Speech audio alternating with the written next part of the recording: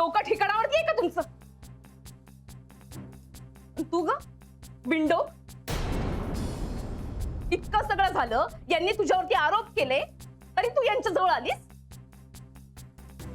तर तुला काही लाज लज्जा स्वाभिमान काही आहे की नाही? राधिका, अगं कोणाला सांगतेस तू? हिला सांगून काही उपयोग नाही. हिला ना फक्त ह्याचे पैसे हवे, त्याचसाठी परत परत येते ती त्याच्याकडे, आणि ह्यालाही कळत नाही काही. हे मला काय कळतं आणि काय नाही ना, हे तुझ्याकडून शिकायची गरज नाहीये मला. हे बघा, हे माझं पर्सनल मॅटर आहे, सांगून ठेवतो. तुम्ही याच्यामध्ये पडायचं काही कारण नाहीये. तुमच्या पर्सनल मॅटर मध्ये पडतो का मी? हा, का हो महाजनी, का हो नानी? तर या रेवती गुप्तेंचं एवढं चालू आहे, मी पडलो का मध्ये? मी काही बोललो का? माइंड युअर लँग्वेज हा गुरुनाथ. तू काय बोलतोय तुझं तुला तरी कळतंय का? उत्ते शांत व्हा, शांत व्हा. काय स्वतःच्या चुकावर पांघरून घालायला तो दुसऱ्यावर चिखल ओढतोय, पण त्याचेच हात घाण होत आहेत हे कळत नाही त्याला. ओ फिलॉसॉफी लेक्चर देऊ नका हा मला. जाऊ द्या, तुमच्याशी बोलण्यात काय अर्थ आहे? मला राधिकाशी बोलायचंय, महत्वाचं. जरा प्रायव्हसी द्या आम्हाला. त्यामुळे आता तुम्ही सगळे निघा.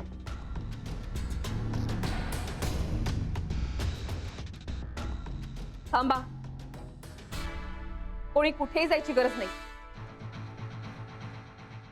जे काय घडलंय ते यांच्या समोर घडलंय, त्यामुळे आता तुम्हाला जे बोलायचं ते यांच्या समोर बोला. वा, पॅकेज डीलच आहे म्हणजे. ठीक आहे ना, मला काय फरक पडतोय? तुला सांगणार होतो, या सगळ्यांसमोर सांगतो मग आता.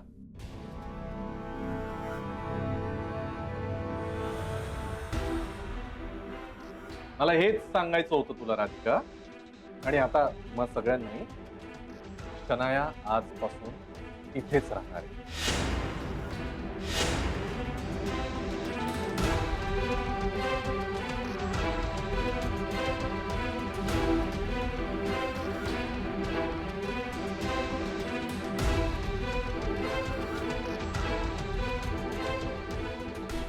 नाही,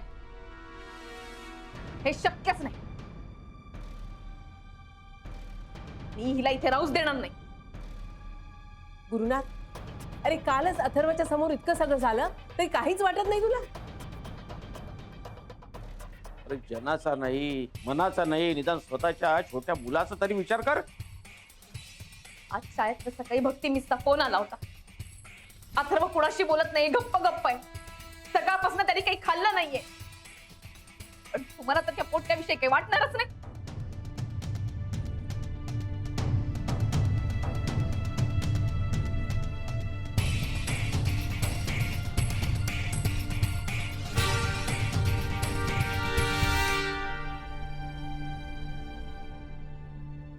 ऐक ना, हे सगळेजण त्या अथर्वला यूज करून तुला ब्लॅकमेल करतायत. अरे बघ, आम्ही परत पॅचअप नाही करणार तुझ्याशी. Please, this is our last chance, please. चला, तू थांब. लेट मी हँडल दिस. हे बघ राधिका, तू ते काय बायको पदाचा राजीनामा वगैरे दिलायस ना, त्यामुळे तुला काही अधिकार नाहीये माझ्या या प्रकरणात डोकावण्याचा.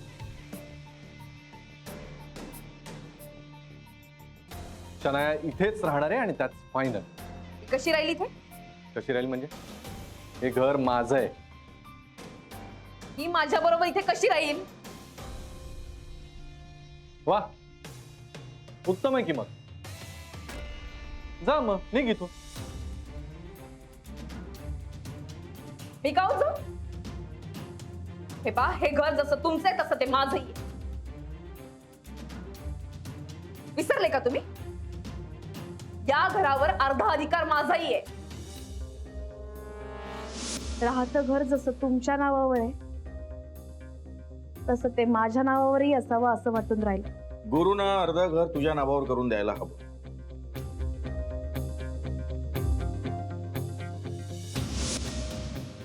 50-50.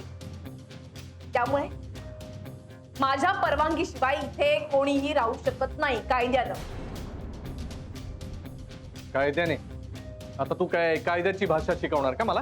हो, कायद्यानं. आणि फक्त हाच नाही, असे बरेच कायदे मला आता माहिती आहेत. गुरुनाथ, तुम्हाला कल्पना आहेच ना की तुम्ही हे जे काही वागताय त्यामुळे जर राधिकाने कंप्लेंट केली तर तुम्हा दोघांना जेल होऊ शकते.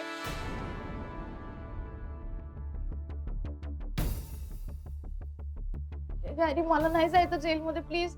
शनाया, थांब. राधिका, ते गुरुनाथच्या बाबांचे मित्र आले होते ना, ऍडव्होकेट, त्यांना जरा फोन कर.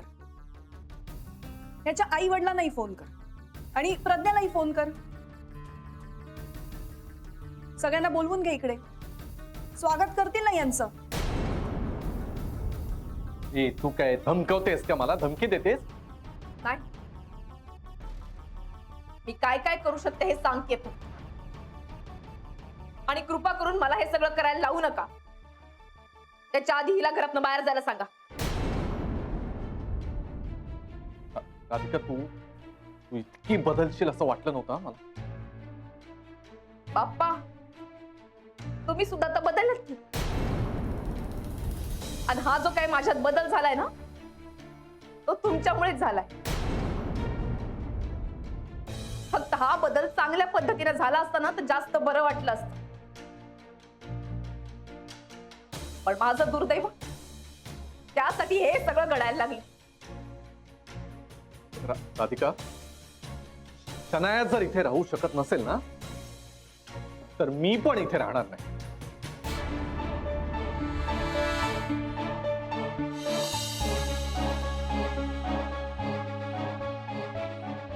ठीक आहे, तुमची मर्जी.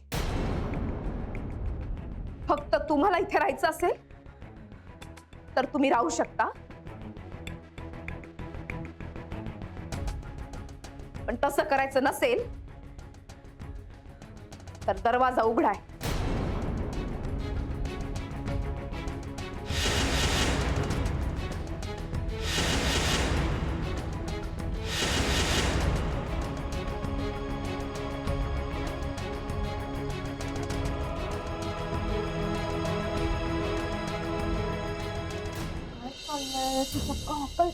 तू काढणं तिला घराबाहेर.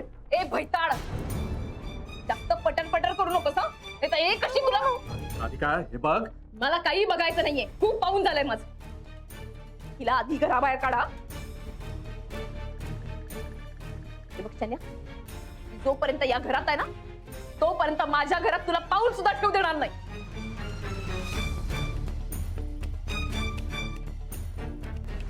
ठीक आहे, तू मला घरातून बाहेर काढतेस ना, लक्षात ठेवीन मी. आणि नाही तुला या सोसायटीच्या बाहेर काढून दाखवलं ना तर बघच. हे तुम्ही सगळे लक्षात ठेवा. लक्षात ठेवा. चल, चल, चल.